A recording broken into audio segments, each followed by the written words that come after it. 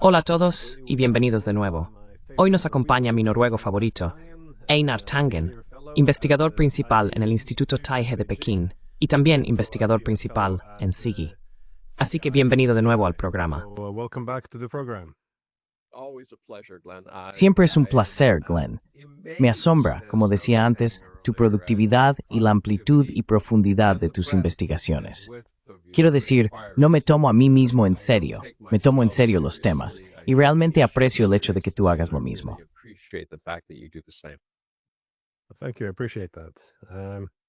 Gracias, lo agradezco. Bien, la razón por la que realmente quería hablar contigo hoy es por estos cambios masivos que estamos presenciando ahora. Diría que se está construyendo un mundo posoccidental mientras hablamos. A medida que Estados Unidos y sus aliados europeos continúan luchando con problemas económicos, deudas insostenibles y la instrumentalización de la dependencia económica, se está volviendo evidente que todo el sistema económico organizado en torno a un único centro de poder, el hegemón liberal, como se le denomina, ya ha llegado a su fin. ¿Y qué lo reemplazará? Pues bien, ahora estamos viendo a los líderes del mundo no occidental reunirse en China. Idealmente, también deberíamos tener más representación del mundo occidental.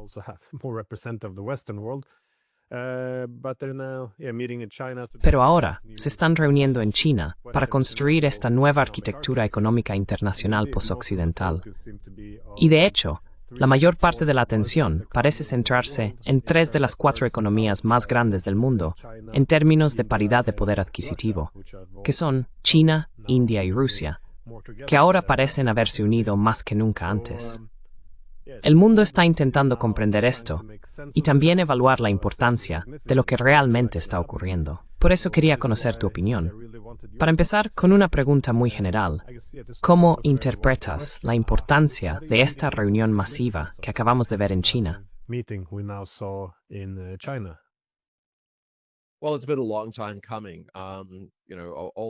Bueno, esto se veía venir desde hace tiempo. Estoy de acuerdo con todos los comentarios que has hecho. Hay un deterioro, pero al igual que los vinilos y las cintas de casete, parecen desaparecer y luego vuelven. Son tendencias, pero lo que estamos presenciando ahora se debe realmente a Donald Trump. Mucha gente aquí en China, y he hablado con personas en Rusia y en otros lugares, ha dicho que el mayor regalo para China y Asia ha sido Donald Trump. Nunca habrían anticipado a alguien que realmente impulsara un nuevo orden mundial simplemente con su tipo de agenda unilateral, sin un objetivo final ni prácticas coherentes. Quiero decir, si le hubieras preguntado a alguien hace 2 años si esto era posible, todos habrían dicho que no, que Donald Trump nunca sería reelegido.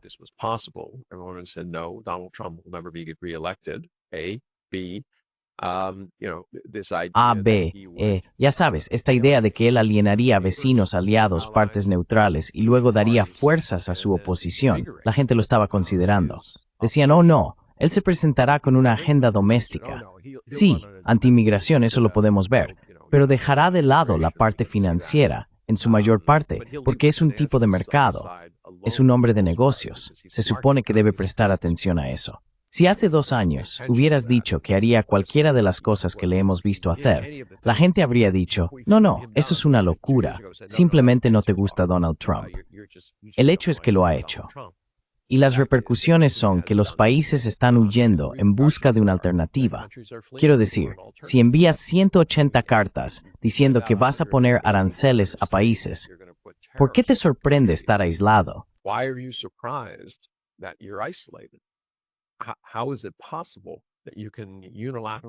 ¿Cómo es posible que puedas remodelar unilateralmente el mundo en medio de un proceso de multipolaridad global? Quiero decir, es como esa vieja historia del emperador todopoderoso que pensaba que podía detener la marea. Así que se sentó allí, exigiendo que la marea se detuviera y por supuesto se ahogó. Y esto es apócrifo en cuanto a hacia dónde va Donald Trump. Así que ahora mismo, el lado negativo es que está impulsando algo que lleva ocurriendo mucho tiempo. No fue solo bajo su mandato. Biden también representó una versión más suave de impondremos los valores hegemónicos occidentales al resto del mundo, pero no está funcionando. La economía está ahí. Es decir, todos los países, como has señalado, Occidente simplemente se están derrumbando bajo enormes cantidades de deuda. They're collapsing under tremendous amounts of debt. They're not competitive in terms of their manufacturing. No son competitivos en términos de manufactura. Y en lugar de apostar por lo que realmente se les da bien, que son, ya sabes, las instituciones educativas y la capacidad de innovar, parece que están dando la espalda a eso y persiguiendo esta especie de falsa esperanza de que la manufactura de bajo margen y la industrialización les salvarán de alguna manera. Si eso llegara a ocurrir, creo que China y muchos otros países estarían encantados porque se adueñarían del futuro de alto margen que está en la economía digital y serían ellos los que ganarían. Así que quiero decir, nada de esto tiene sentido, pero está ocurriendo. Y no es solo algo, esto es una reacción puramente a Trump.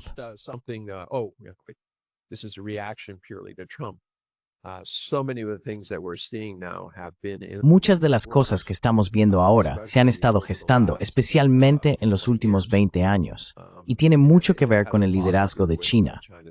Y no lo digo para ser pro-China, simplemente digo que su éxito económico ha llevado a una situación en la que la gente los ve como un modelo de desarrollo.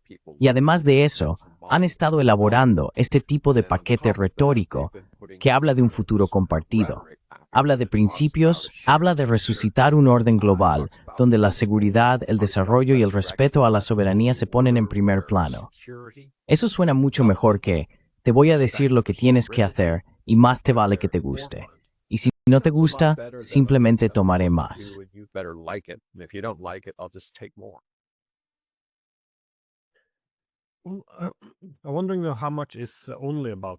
Me pregunto cuánto de esto se trata únicamente de Trump, porque a menudo, ya sabes, la teoría de la economía política, algunas teorías sugerirían que Estados Unidos solo pudo desempeñar el papel de hegemón benévolo debido a la enorme concentración de poder económico, cuando existía una atracción gravitatoria natural hacia Estados Unidos para facilitar estos bienes comunes, por así decirlo. Pero todo el mundo asumía, bueno, no todo el mundo, pero muchos asumían que una vez que Estados Unidos estuviera en declive relativo, ya no podría generar confianza, que para ser la única potencia central, tendría que mantener a otras potencias a raya. Así que tendrían que empezar a abusar de este control administrativo sobre la economía internacional. Ahora bien, no voy a restar importancia a las políticas de Trump, y esta guerra arancelaria contra el mundo ha sido un desastre.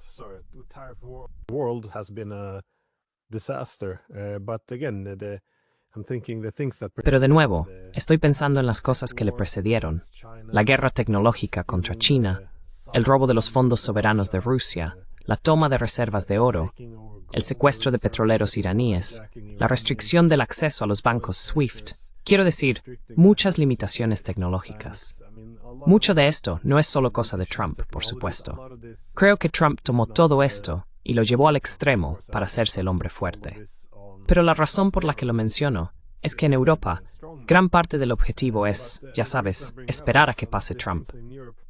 Pero no es probable que Estados Unidos siga este camino después de que él se haya ido. Lo pienso también en el contexto de la OCS y lo que está ocurriendo en Oriente, con estas economías uniéndose, porque no parece que estén simplemente preparándose, como los europeos, para esperar a que pase Trump.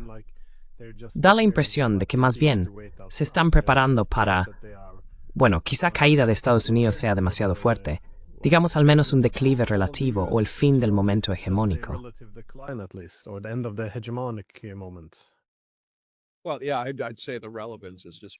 Bueno, sí, diría que la relevancia se está disipando. Estoy completamente de acuerdo con lo que has dicho. La forma en que yo lo planteaba es que Donald Trump es un acelerante, que lo que ha hecho, en esencia, ha acelerado esa carrera hacia el precipicio a la que muchas economías occidentales ya se dirigían. Quiero decir, recordemos que todas estas economías, durante los últimos 600 años, se han basado en un modelo de imperio. Eso significa que cada vez que hay un problema en casa, o si quieres hacerte rico, vas a otro lugar y tomas lo que tienen. Siempre pongo el ejemplo de la India, el 24% del PIB mundial antes de que llegaran los británicos, el 4% cuando se fueron. Así que claramente se puede ver el patrón ahí. And this is not just true. It was true everywhere that Y esto no solo era cierto en un lugar, sino que era cierto en todos los sitios a los que iban. Ahora ese modelo ha decaído, y mantener este tipo de riqueza ya ni siquiera tiene sentido. Tienes, ¿qué? Un 10 o 15% de la población disfrutando de un nivel de vida relativamente alto, mientras el resto del mundo se queda atrás. Y luego, a principios de los años 2000, se produce un cambio. Llega la OMC. Y de repente, surge una oportunidad para que las economías en desarrollo y emergentes avancen para formar parte de la economía global, principalmente porque ofrecían una producción de bajo coste. Y ahora estamos viendo cómo se les retira la alfombra. Estados Unidos ha dicho, oh, esperad un segundo, eso fue demasiado bueno para vosotros.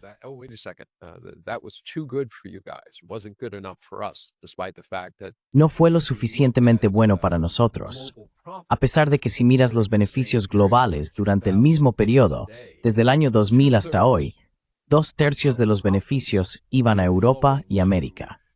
Así que esa idea de que no fue bueno para ellos, no fue bueno para el pueblo estadounidense en general, pero sí fue muy bueno para los más ricos, que ganaron cantidades enormes de dinero en ese momento. Y por eso es insostenible. Así estamos completamente de acuerdo en eso.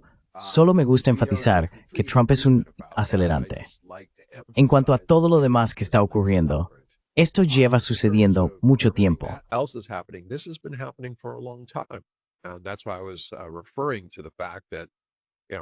Por eso me refería al hecho de que en etapas anteriores vimos a Xi Jinping aparecer y empezar a hablar utilizando este lenguaje sobre un futuro compartido. Y supongamos que soy un país en África o Sudamérica y tengo una elección clara. Puedo optar por un país que dice, mira, creo en un futuro compartido en el que respeto tu soberanía, hacemos comercio y fomentamos la seguridad de tu país, no a expensas de otros países. Frente a, eres un país pequeño, voy a quitarte cosas y te va a gustar. Y si no te gusta, tengo una carta militar. Y en el pasado, he llevado a cabo 72 cambios de gobierno conocidos. ¿Cuántos desconocidos?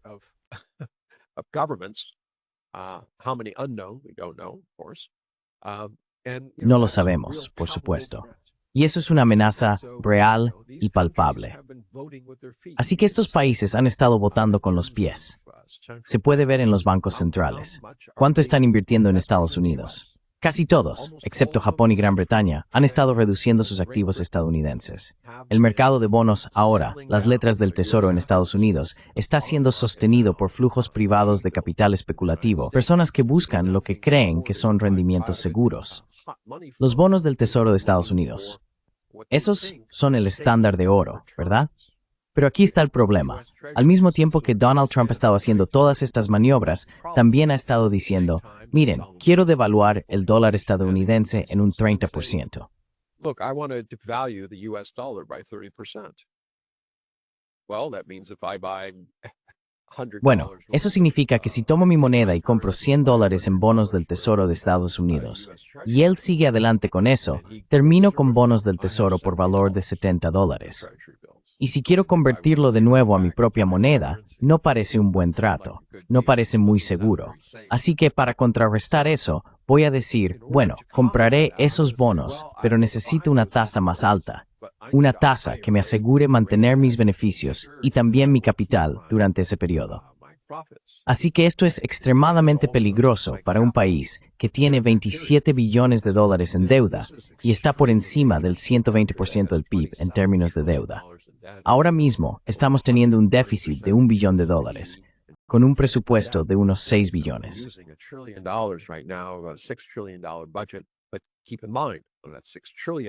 Pero ten en cuenta que de esos 6 billones de dólares, ya estamos pidiendo prestados de forma regular 2 billones. Eso significa que no estamos cubriendo nuestros gastos. Además de eso, simplemente estamos acumulándolos sobre nuestra deuda existente. Y luego, para financiar esa deuda, estamos utilizando una parte cada vez mayor de lo que queda de nuestro presupuesto. Y luego añades el gasto militar. No es sostenible de ninguna manera, forma o modo. No me importa cuánto. Podrías quitarle todo el dinero a las universidades, 80,000 millones. No importa si recortas un par de cientos de miles de millones de dólares de la implicación de Estados Unidos en el extranjero, ya sean las Naciones Unidas o donde sea. overseas, whether it's the United Nations or whatever. At the end of the day, there's just not enough Al final del día, money simplemente no hay suficiente dinero para proporcionar una verdadera gobernanza. Y además está la deuda y el ejército. Así que los países están teniendo esto en cuenta. El nivel de sofisticación en los últimos 20 o 25 años ha crecido considerablemente. La gente en estas naciones ha asistido a las mejores universidades del mundo. Ya no son neófitos tratando de entender lo que sucede. Tienen el pulso de la situación, ven la realidad. Y esto también ha sido un acelerador, ya que estos países votan con los pies. Obviamente, van a optar por un modelo que respete su soberanía, donde tengan un camino de desarrollo y estén seguros. No van a dirigirse hacia algún hegemón que no promete ofrecer nada, solo tomar.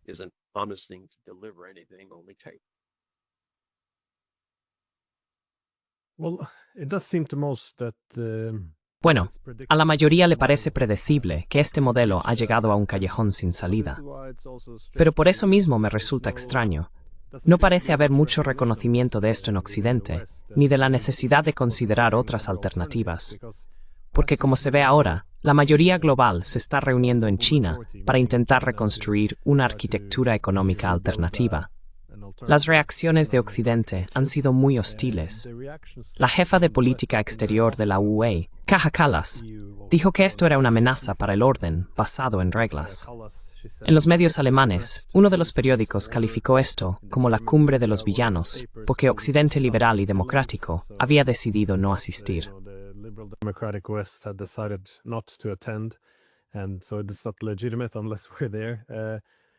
No es legítimo a menos que estemos allí.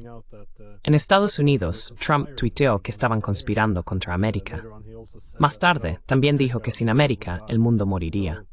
Pero esto tiene que ser necesariamente una mala noticia para Occidente. Porque si reconocemos que el actual orden económico se está estrellando contra un muro a toda velocidad y no tenemos ningún plan B que no implique más deuda y el uso de la dependencia económica como arma para mantenernos en la cima, ¿no sería mejor idea unirnos, supongo, y participar en la reestructuración de la arquitectura económica?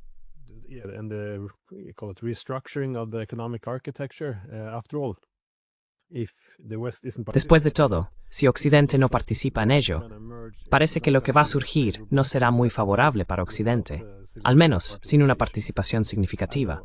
No lo sé.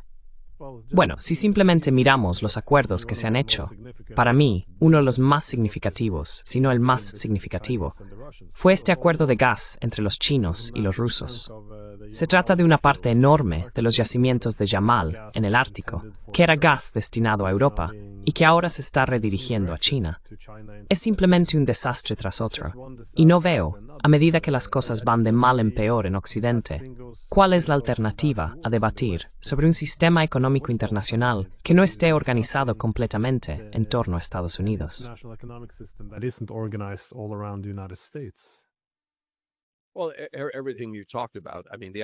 Bueno, todo lo que has mencionado, la gravedad económica, está claramente en contra de Occidente y de su idea de que pueden mantener el control, de que todo es estático y de que de algún modo volverán los viejos tiempos.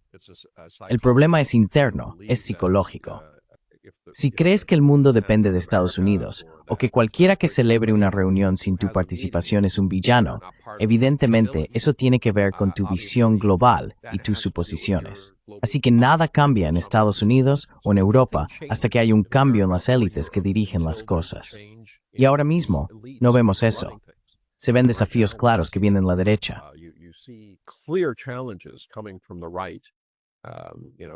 Marie Le Pen, although she's out. Sabes, Marine Le Pen, aunque está fuera, su movimiento sigue avanzando.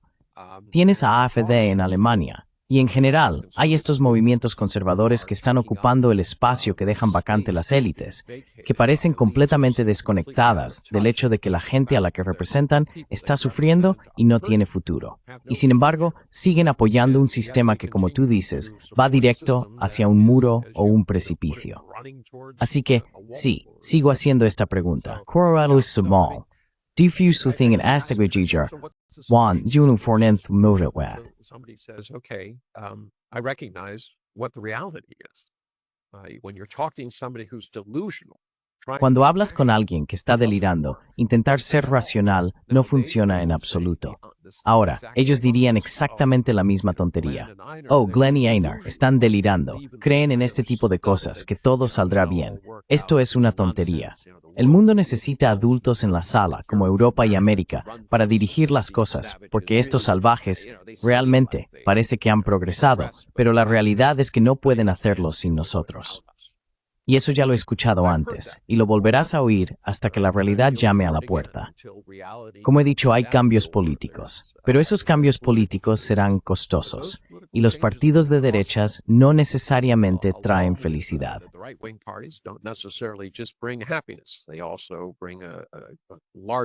También traen consigo una gran parte de la división. Están en contra de los inmigrantes, quieren volver a una política conservadora, cosas que restringirán las libertades que dicen que actualmente se les niegan. Y esta es una historia tan antigua como el mundo. Así que sí, parece sombrío hasta que haya un cambio real en la forma en que la gente piensa sobre cuáles son las oportunidades. Quiero decir, estaba hablando de esto, y algo que mi abuela siempre me decía volvió a mi mente. Ella decía, mira, la creatividad es ver oportunidades donde otros ven obstáculos. Ahora mismo en Occidente solo ven obstáculos. Ahora mismo el resto del mundo ve oportunidades.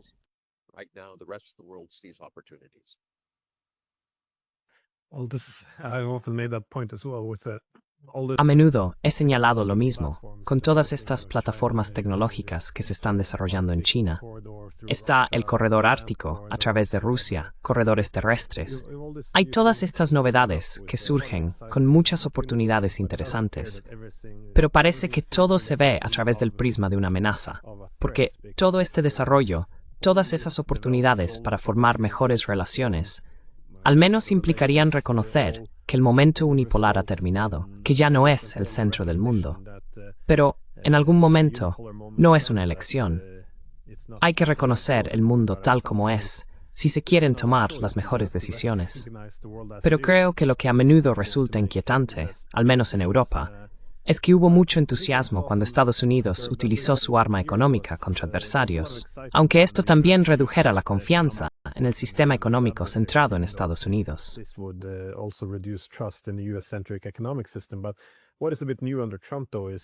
Pero lo que sí es algo novedoso bajo Trump es el uso tan agresivo de estas medidas también contra países aliados, bueno, contra los propios europeos, lo cual les ha molestado mucho. Pero quería centrarme en la India, porque esto, creo, ha sido muy significativo en cuanto a lo que está ocurriendo ahora.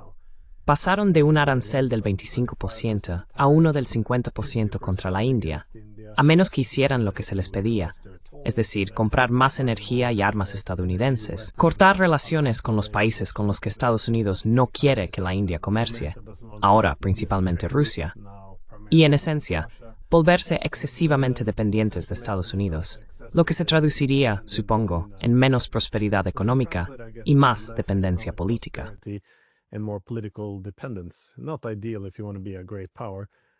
No es lo ideal si quieres ser una gran potencia.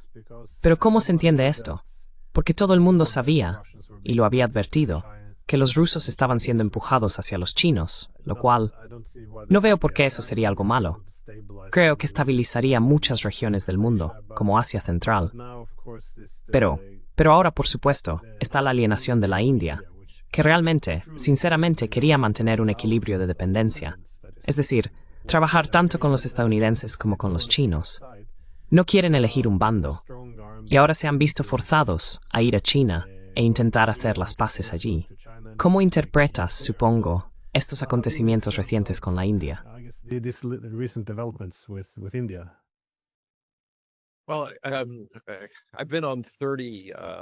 Bueno, esta semana he estado en 30 programas de televisión indios, representando a unas 7 u 8 de sus cadenas. Y puedo decirte que no se trata tanto de lo que yo diga, tiene mucho más que ver con el tipo de preguntas que hacen. Y están agrupadas de forma similar.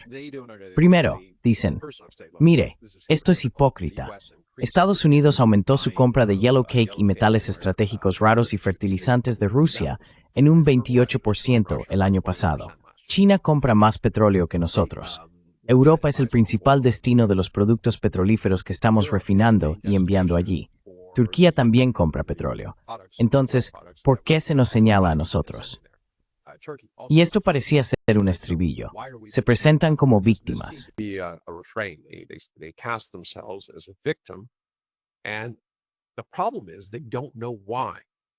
Y el problema es que no saben por qué. Jaishankar, su hijo, estaba en la Heritage Foundation y debido a ese lío, regresó a la India. Es ciudadano estadounidense, pero ahora dirige un think tank financiado por Reliance, que es una de las grandes y poderosas familias allí. Siempre ha sido muy pro Estados Unidos, pero no tan favorable a Rusia. Antes fue embajador aquí. Por la razón que sea, veía a la India estratégicamente vinculada a Estados Unidos y creía que esa sería la mejor manera de contrarrestar lo que consideraban un vecino regional que crecía muy rápido e invadía, entre comillas, áreas de influencia histórica que tenía la India.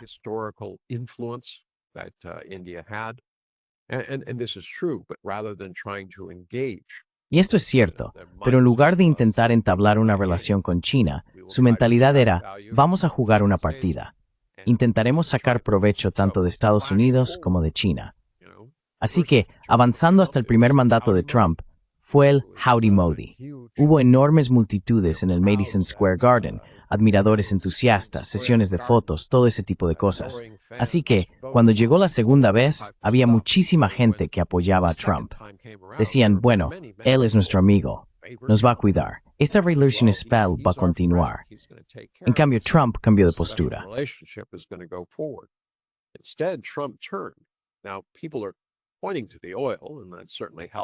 Ahora, la gente señala el petróleo, y eso sin duda beneficia mucho a las familias muy ricas, Adani, Ambani, etc. Pero el verdadero problema fue esta apertura del sector lácteo y la agricultura. India todavía tiene el 50% de su población en la agricultura. Si les quitas su medio de vida, habrá un cambio de gobierno. Y no será solo en las próximas elecciones. Será rápido, será furioso. Esta gente no votará por un gobierno que literalmente les quite la posibilidad de vender. Quiero decir, ya están empobrecidos. No son familias agrícolas ricas, tienen muchos hijos. Podrían acabar dividiendo aún más la tierra.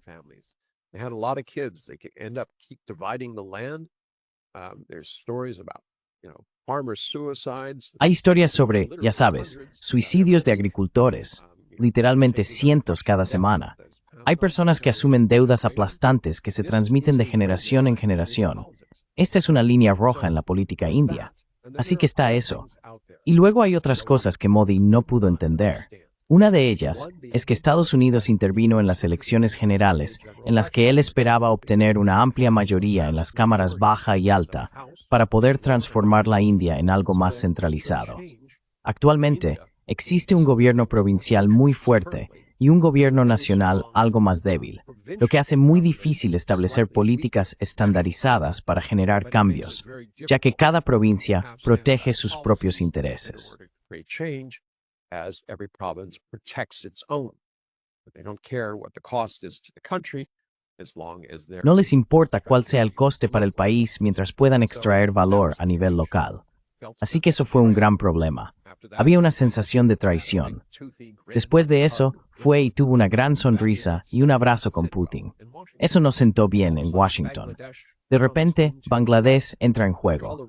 Una revolución de color que, según creen en la India, fue financiada e impulsada por Estados Unidos, da como resultado un gobierno que ya no es amistoso con la India. Luego está el tema de Trump afirmando que resolvió una guerra entre Pakistán y la India. Independientemente de la realidad, el hecho es que la India lo niega rotundamente. Esto es un ataque directo a Modi, en el sentido de que él ha dicho a la gente, la India es fuerte y orgullosa, yo soy vuestro líder, nadie intercede entre nosotros. Nosotros mandamos. Ganamos esa guerra.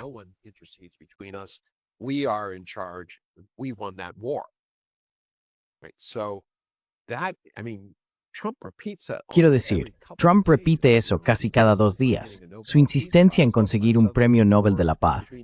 Miren, resolví esta guerra entre India y Pakistán, sin mencionar otras 6 guerras, que por desgracia siguen en curso a pesar de todos los esfuerzos de paz que ha hecho. Y luego, ya sabes, los aranceles del 50%. Se quedaron atónitos, literalmente atónitos. No podían entender por qué Estados Unidos los estaba atacando, insistiendo en cosas políticamente imposibles, avergonzando a su líder, y luego dando la impresión de que intentaban llevarlos a la ruina.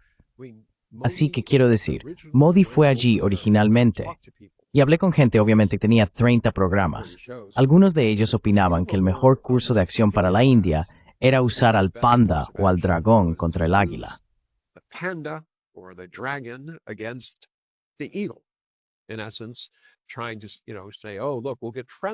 En esencia, estaban intentando decir, oh mirad, nos haremos amigos de China a menos que os apartéis, diciéndole a Washington que se retire.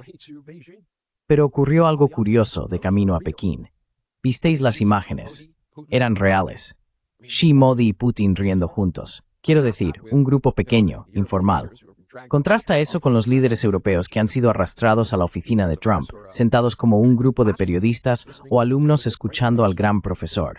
No hay merda de respeto o camaradería, salvo algún tinto ocasional de la su poder, o la recompensa por darle más tiempo.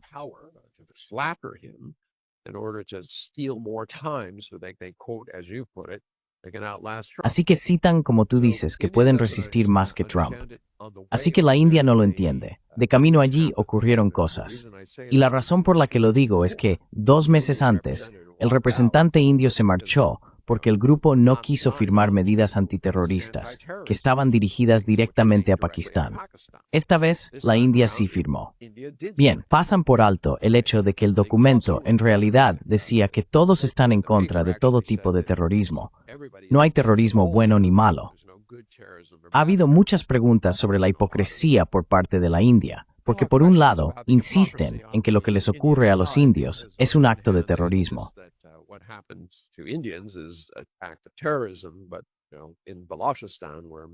Pero en Baluchistán, donde han muerto muchas más personas, incluido recientemente un autobús que fue detenido y más de 20 hombres ejecutados al borde de la carretera, no se escuchó ni una palabra de la India afirmando que esto fuera terrorismo. De hecho, un coronel intentó justificarlo diciendo, mira, lo que hacemos nosotros está bien. Lo que hacen ellos no tiene nada que ver con nosotros. Esos son un grupo de luchadores por la libertad. Eso no tiene nada que ver con la India. Intentando convertir esto, lo que yo llamo, en un argumento espurio de que hay terrorismo bueno y terrorismo malo. No estoy de acuerdo. Obviamente él piensa lo contrario.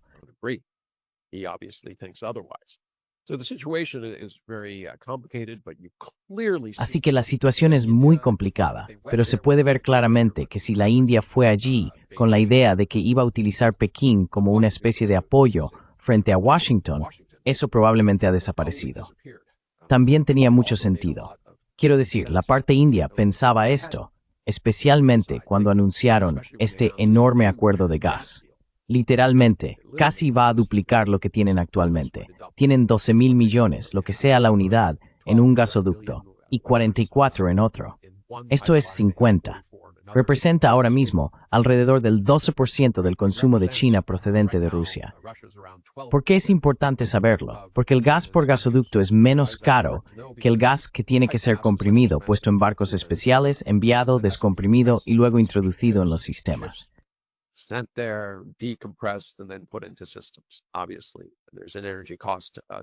Obviamente, todo eso también conlleva un coste energético, además del dinero necesario para el equipo especializado. Así que el gas canalizado es siempre, siempre mejor. Ahora, al literalmente duplicar eso, si ocurre, y esto llevará años en hacerse realidad, aún quedan una serie de cuestiones pendientes, y eso nos lleva a la parte económica. No han acordado el precio ni una fórmula de precios, y esto es absolutamente crucial. Evidentemente, Rusia no quiere construir un gasoducto y luego no poder utilizarlo. Y ya sabes, China quiere conseguir un precio que consideren que representa un valor frente al mercado. Así que todavía tienen que ponerse de acuerdo en eso. Todavía hay que construirlo. Los chinos, obviamente, son expertos en proyectos a gran escala.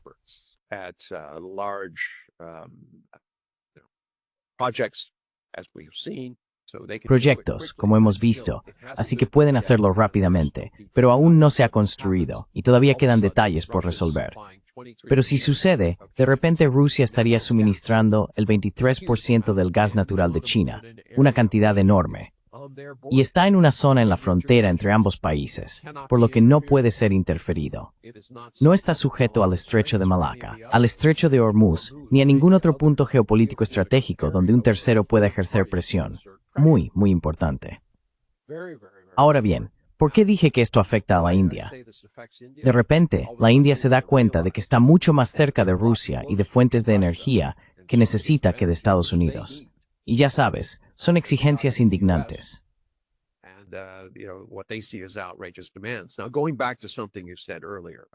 Ahora, volviendo a algo que mencionaste antes sobre, ya sabes, la gente intentando descifrar el tema de Trump. Está bien decir que vas a sobrevivir a Trump, pero la cuestión es, dado que ha sido elegido 2 veces, pero no elegido con éxito, no elegido, ¿representa él un cambio en los límites? Porque Estados Unidos, como tú dijiste, ha avanzado tanto por ese camino que sus líderes en el futuro seguirán precipitándose hacia muros de ladrillo o acantilados. Y ahora mismo, creo que la mayoría del mundo cree que Estados Unidos está en una trayectoria que no va a ser favorable para el resto del mundo.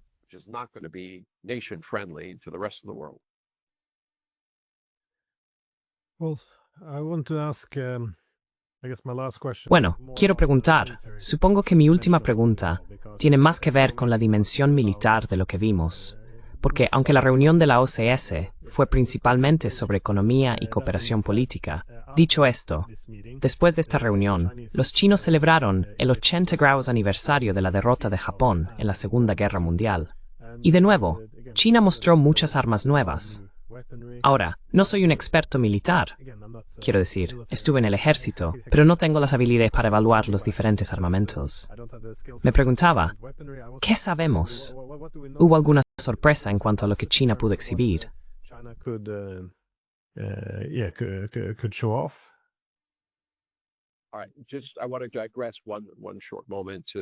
Muy bien, solo quiero desviarme un momento para hablar de la OCS. Quiero que la gente tenga en cuenta que todas las palabras que escucharon en la OCS son, en esencia, el mismo vocabulario que se utiliza en la iniciativa de la Franja y la Ruta y también en los BRICS. Así que cuando China también habló de esta iniciativa de gobernanza global, esa es la 4ª pata que se ha añadido.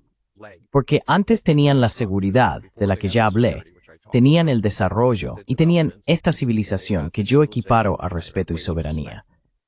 Y ahora dicen, bien, juntamos todo esto y lo que necesitamos hacer es reformar la ONU para que refleje lo que el mundo necesita.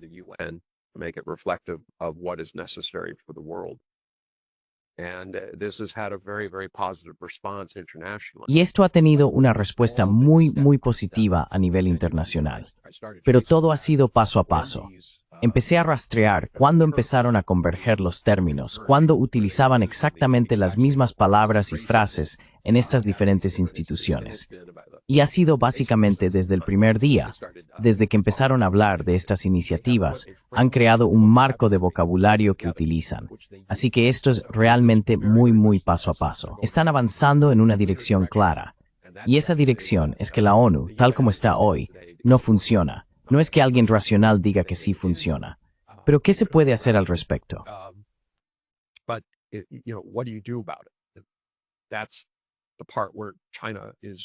Esa es la parte en la que China está ganando de forma constante. Tienen un plan, tienen un objetivo, un plan y la capacidad de ejecutarlo. Y eso es muy importante. Ahora me desvío. Volveremos al tema militar. Sabes, mucho depende de cómo se enfoque esto. Si ves los medios occidentales, esto fue una amenaza. Es una razón para que Europa y Estados Unidos gasten más dinero intentando alcanzar a China. Y estoy seguro de que el complejo militar industrial está encantado de haber visto este desfile, porque hay muchos juguetes que ellos no tienen. Y ahora van a buscar financiación. Dicen, oh, mira, ves, por eso tienes que darme, ya sabes, $2 billones para que pueda ocuparme de esta amenaza por ti.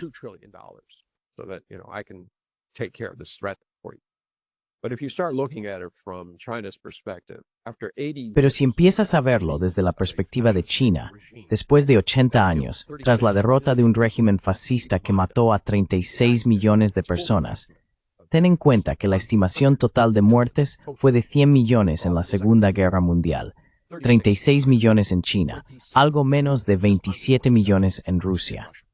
Eso te da una idea de quiénes realmente sufrieron. Estados Unidos no se puede comparar el sufrimiento diciendo, bueno, mucha gente sufrió. Eso es peor que una sola persona sufriendo. No es así. El sufrimiento, en este caso, cada persona cuya vida es arrebatada por esto, que tenía familia, que tenía una vida, que tenía energía, eso es un crimen. Es lamentable. Nunca se podrá reparar. Pero esta idea que difundió Occidente, de que de alguna manera fue Occidente quien sufrió y se sacrificó, no es verdad. And sacrifice. It's not true. You can see that clearly by the numbers. So, 80 years. Eso se puede ver claramente en las cifras. Así que, dentro de 80 años, ¿qué ves en el mundo? Vemos en Gaza el mismo lenguaje fascista, la capacidad de los monstruos, como yo los llamo, de convertir a las personas en animales. Porque si hubieras ido a Israel hace 5 o 6 años y hubieras caminado por las calles de Tel Aviv, habrías visto, entre comillas, gente normal y corriente, independientemente de lo que pensaras sobre sus políticas y su política. No los habrías mirado y dicho, dentro de 5 años, ese hombre va a estar usando bebés como blanco de prácticas, van a estar lanzando granadas, van a matar a más periodistas en 2 años que los que murieron en las guerras anteriores, incluidas la Primera y la Segunda Guerra Mundial, Vietnam, todos los lugares del mundo. No one could imagine that. So how does that happen? Nadie podría imaginar eso. Entonces, ¿cómo sucede? Sucede porque los gobiernos deciden deshumanizar a otros, llevar a la población general a un punto en el que puedan decir, bueno, todos son malos, matarlos es lo correcto, y cuanto más brutal sea la forma en que los mato, mejor. Quizá así aprendan la lección, quizá se vayan. Pero ya sabes, de eso trató la guerra antifascista.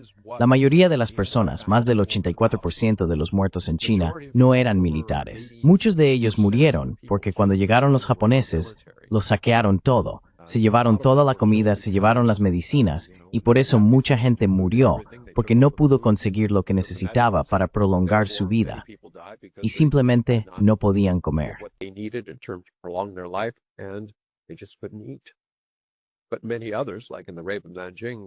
Pero muchos otros, como en la masacre de Nankín, fueron asesinados a la fuerza, brutalmente.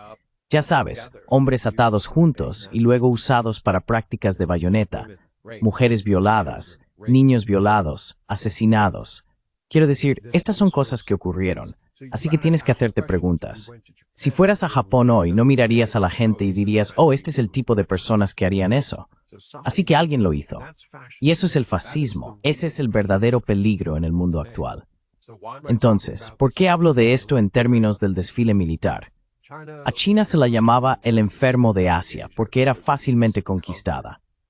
Tuvimos unos pocos cientos de soldados que marcharon hasta Pekín y ya sabes, quemaron el Palacio de Verano, ¿verdad? Fueron capaces de forzar la entrada de drogas en China porque su sed de té era tal que ya no querían pagarlo en plata.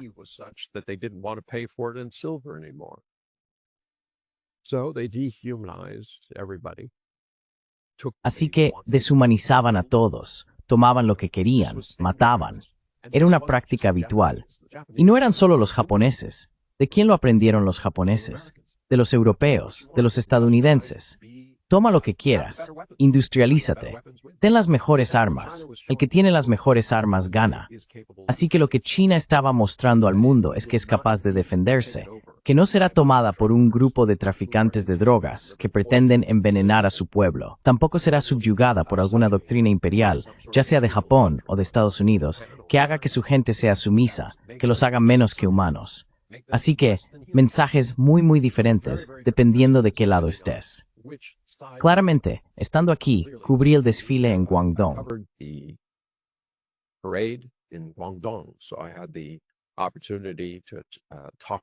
Tuve la oportunidad de hablar con gente allí. Vivo en Pekín. He estado hablando con personas aquí.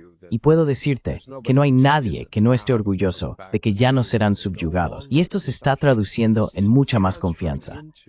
Quiero decir, por un lado, Pekín le dijo que no a Donald Trump. Y no hay nada que él pueda hacer al respecto. Necesita esas tierras raras.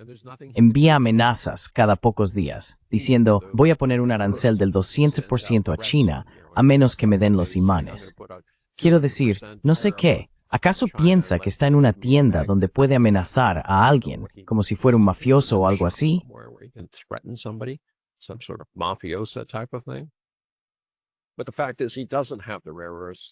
Pero la realidad es que él no tiene las tierras raras, y se necesitarían entre 10 y 15 años para crear las instalaciones de procesamiento con los niveles de pureza necesarios para el consumo comercial. Así que está en una situación complicada con ellos. Eso fue algo inédito cuando China se plantó y dijo no vamos a dejarnos intimidar. Luego tienes este desfile militar, donde queda claro que militarmente China no se va a dejar intimidar. Así que ahora mismo, muchos chinos sienten más secos que antes. ¿La economía aquí es perfecta? No, ni mucho menos. La economía global. Estos aranceles están afectando todo el entorno global.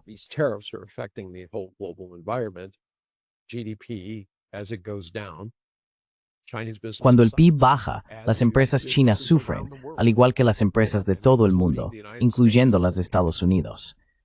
El gobernador de Nebraska llamó personalmente a Trump y le dijo, «Estás a punto de presenciar el mayor número de quiebras de nuestra historia porque nos quitaste nuestros mercados. Pensé que ibas a ayudarnos». Y Trump respondió, «Bueno, te daré algo de ese dinero de los aranceles».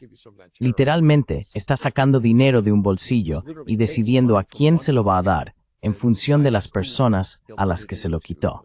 Quiero decir, esto es un disparate. En fin, cuando empiezas a mirar este desfile militar y de lo que la gente quiere hablar, bueno, ¿qué puede hacer esto? ¿Qué puede hacer aquello? Yo lo veo como un disparate.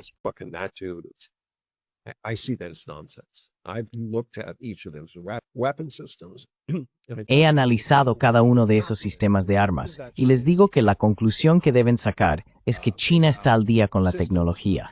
Tienen sistemas para drones, antidrones y tienen misiles, que son el futuro. Hemos visto en varios conflictos, desde Azerbaiyán hasta Ucrania, lo que ha estado ocurriendo en Israel, lo que ha estado ocurriendo en otras partes, que la guerra ha cambiado drásticamente. Ya no se trata de tanques, ya no se trata de portaaviones ni cosas por el estilo. Es bien no populares en el debataos, mucho más fácil mantener y de usarse casi en cualquier lugar. Y ciudad y under nada parecido. Y misiles.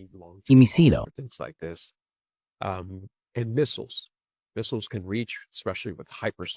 Los misiles, especialmente aquellos con capacidades hipersónicas, pueden alcanzar objetivos contra los que no se puede defender. Así es hacia donde se dirige la guerra moderna. China ha demostrado que tiene la capacidad de protegerse, que sigue siendo relevante, y que esto está dando mucha confianza al pueblo chino. Ahora bien, siempre existe el peligro de que sigan el ejemplo de Estados Unidos e intenten decir, como somos más poderosos, usaremos nuestro poder para obtener y extraer cosas de los demás. Por eso creo que la OCS, la Franja y la Ruta y los BRICS son muy importantes, porque señalan exactamente lo contrario, que China, a pesar de tener poder económico y militar, está diciendo, necesitamos un mundo inclusivo, sostenible y que beneficie a todos.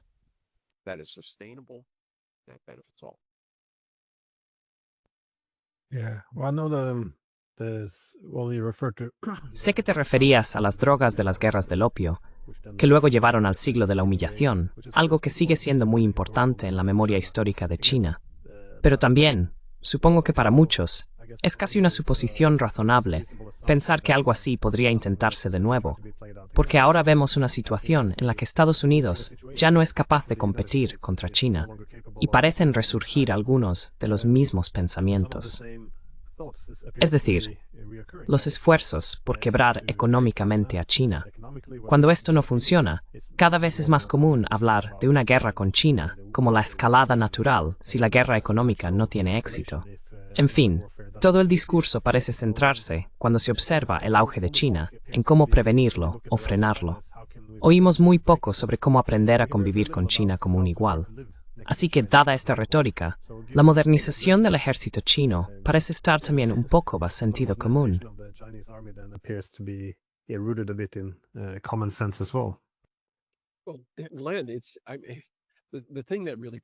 Bueno, Glenn, lo que realmente me molesta es que no se trata de conformarse. En Estados Unidos tenemos activos, y en Europa también, en términos de nuestra educación. Sabes, las nuevas fuerzas productivas que existen dependen de los recursos humanos. Y eso significa universidades, personas inteligentes, reuniéndose, nuevas ideas. Quiero decir, la revolución digital está cambiando la productividad, ¿verdad? No se necesita tanta gente, y la gente ve eso como una amenaza, pero no debería ser así. Si existe el tipo de productividad que hay ahora, la gente puede trabajar menos y aún así disfrutar de vidas muy felices.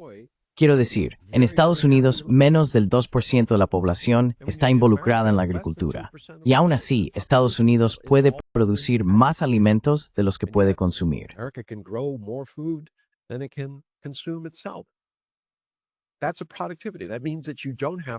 Eso es productividad. Eso significa que no necesitas tener grandes masas de tu población involucradas en eso. Si haces lo mismo con la manufactura, ese tipo de empleos desaparece. Pero ¿sabes qué? Esa productividad se mantiene y te permite tener semanas laborales más cortas. Podrías tener una situación en la que las semanas laborales sean de 3 días y medio. Todo el mundo trabaja, la economía sigue funcionando los 7 días de la semana. Simplemente trabajas 3 días y medio y luego otra persona trabaja los otros 3 días y medio. Aún así, puedes disfrutar más de la vida y tienes más oportunidades de gastar, lo que ayuda a la economía de consumo. Quiero decir, hay muchísimas oportunidades ahí fuera.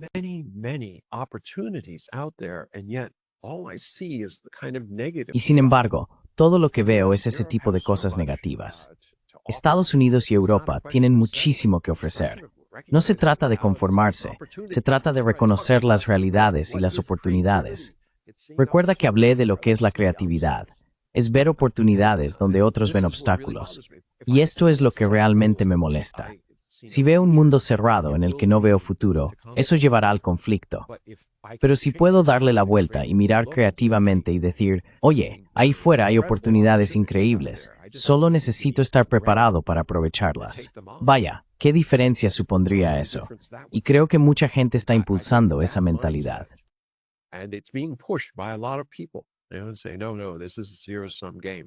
Dicen, no, esto es un juego de suma cero. O ganamos nosotros o ganan ellos. No puede haber dos ganadores. Esto es algo que tiene que cambiar si queremos mantener la paz. Y estoy completamente de acuerdo contigo. China lleva mucho tiempo preocupada de que Estados Unidos recurra a la opción militar, como lo ha hecho en el pasado, como lo hizo contra China, y por eso viste ese desfile. Por eso estaban dispuestos a hacerlo. La mayoría de los países prefieren mantener sus secretos militares en secreto. ¿Por qué? Porque no quieren mostrar sus verdaderas capacidades en caso de que haya un conflicto. En este caso, China mostró prácticamente todo lo que tenía. Y es una señal para todos. No vengan a buscarnos. No piensen en nosotros como un objetivo fácil.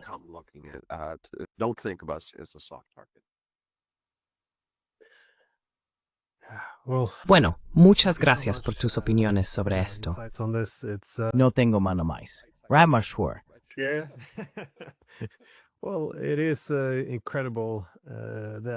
Bueno, es increíble la magnitud de los cambios que están ocurriendo.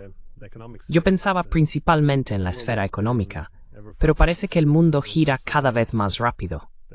Y en cuanto a la tendencia de ver solo amenazas en lugar de oportunidades, estoy convencido de que el núcleo del problema es que nos hemos encerrado en esta noción de paz hegemónica, que mientras haya un Estado dominante, no habrá rivalidad entre grandes potencias. El que tenga los buenos valores podrá establecer las reglas del sistema. Esta es la ideología del hegemón liberal, de la que realmente no nos hemos desvinculado. Pero de nuevo, desde mi perspectiva, incluso si uno acepta o no la ideología del hegemón liberal, o ese argumento, aún hay que reconocer la realidad tal como es. Y la realidad es que el mundo es multipolar.